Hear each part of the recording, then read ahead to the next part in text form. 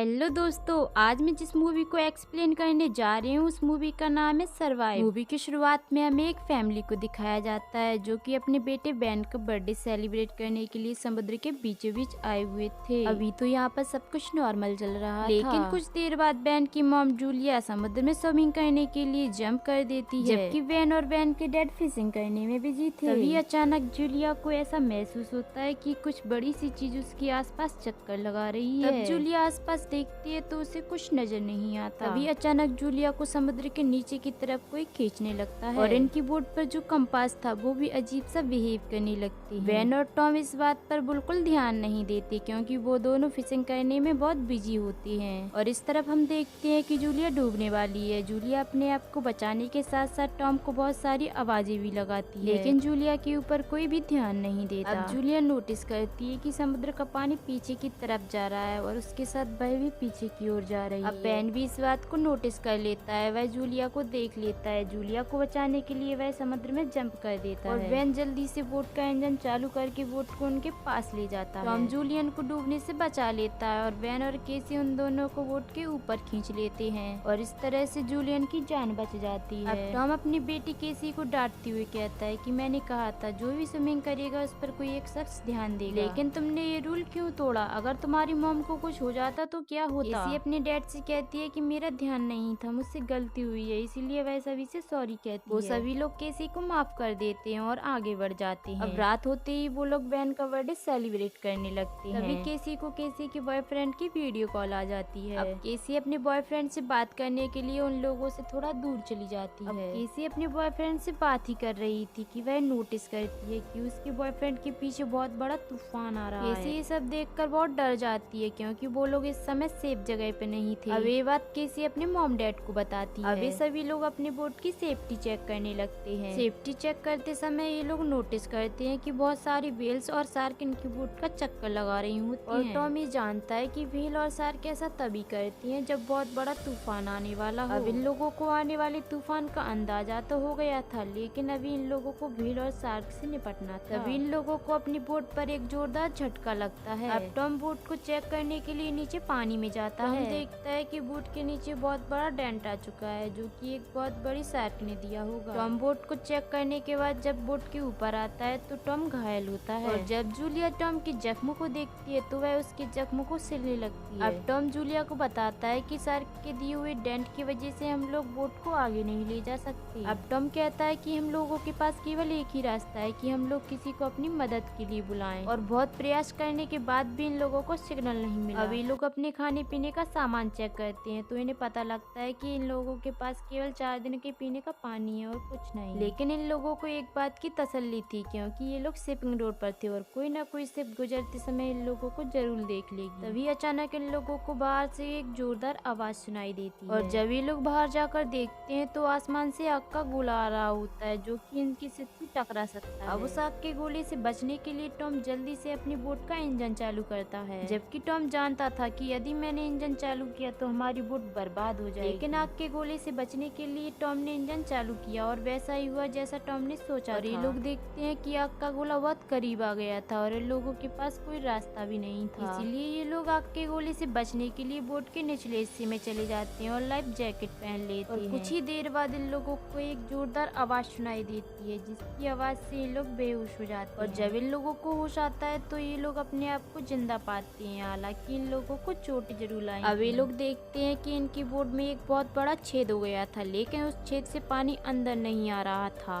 अब ये लोग बोट के निचले हिस्से से ऊपर आ जाते हैं और ऊपर आकर जो ये लोग देखते हैं देखकर हैरान हो जाते हैं। ये लोग देखते हैं कि समुद्र का पानी कहीं चला गया है और इनकी बोट किसी पथरीले इलाके में आ गई है। ये लोग सोचते हैं कि कल तक जिस जगह पर पानी था आज वह पथरीला इलाका बन चुका है, ऐसा कैसे हो सकता है? अब टॉम जल्दी से अपना कंपास निकालता है और वह डायरेक्शन देखने लगता है। टॉम समझ जाता है कि जरूर जमीन के साथ कुछ न कुछ छेड़खानी हुई है। अब टॉम कहता है कि जमीन के पोल चेंज हो गए हैं, नॉर्थ की जगह साउथ आ गया और साउथ की जगह नॉर्थ चला गया है, इसीलिए समुद्र का सारा पानी वहाँ चला गया है जहाँ लोग बसते थे और समुद्र की जगह केवल जमीन बची है। इन सभी बातों के साथ टॉम इन लोगों को ये भी बताता है कि समुद्र का पानी चेंज होने की वजह से जमीन पर जितने भी इंसान होंगे वो सब मारे गए। ये बात सुनकर केसी रोने लगती है और अपने आप को केबिन में बंद कर लेती है क्योंकि केसी अपने बॉयफ्रेंड फ्रेंड से बहुत प्यार करती थी और उसे खोने का दुख वह बर्दाश्त नहीं कर पा रही थी। अब जूलियन केसी को किसी तरह से समझाती है और फिर जूलियन बचे हुए खाने को इकट्ठा करने लगती है और बेन अपने बर्थडे के सारे बलून्स को इकट्ठा करने लगता है और उन्हें हवा में उड़ाता है ताकि अगर कोई इंसान जिंदा हो तो उन्हें देख ले। और इधर हम देखते हैं कि टॉम किसी से कांटेक्ट करने की कोशिश कर रहा था। टॉम को ऐसा लग रहा था कि उसे कोई रिस्पांस नहीं मिलेगा, लेकिन उसे रिस्पांस मिलता है। ये रिस्पांस उसे एक कैप्टन ने दिया था और वो कैप्टन भी समुद्र की चेंज होने की बात जानता था। वो कैप्टन टॉम से कहता है कि जिस तरह से तुम फंसे हो उसी तरह से मैं भी अपनी सबमरीन में फंसा और कैप्टन टॉम से यह भी कहता है कि जमीन के जो पोल चेंज हुए हैं वो लगभग एक हफ्ते में अपनी जगह पर आ जाएंगे। कैप्टन टॉम से यह भी कहता है कि जब समुद्र का पानी अपनी जगह पर आएगा तब समुद्र की लहरें बहुत ही खतरनाक होगी, इसीलिए तुम अपनी फैमिली को लेकर किसी ऊंची सी जगह पर चले जाओ जिससे तुम समुद्र की लहरों से बच पाओगे। ये बात सुनते ही जूलियन बच्चों से सामान पैक करने के लिए बोलती है। तभी टॉम कैप्टन से कहता है कि आपकी सबमरीन में भी बचने के चांस बहुत हैं, तो क्या आप मेरे दोनों बच्चों को अपनी सबमरीन में रख सकते हैं? तब कैप्टन कहता है कि दोस्त मैं ऐसा करना तो चाहता हूँ लेकिन मैं ऐसा कर नहीं सकता क्योंकि मेरी सबमरीन में पहले से ही मेरा एक साथी मारा गया है और सबमरीन में केवल 2 लोगों की जगह है। कैप्टन टॉम से कहता है कि मैं आपके दोनों बच्चों को तो नहीं रख पाऊंगा लेकिन किसी एक को रख लूंगा। टॉम कैप्टन से कहता है कि आप प्लीज मेरे दोनों बच्चों को रख लीजिए, इसके बदले में आप जो कहोगे मैं वो करूंगा।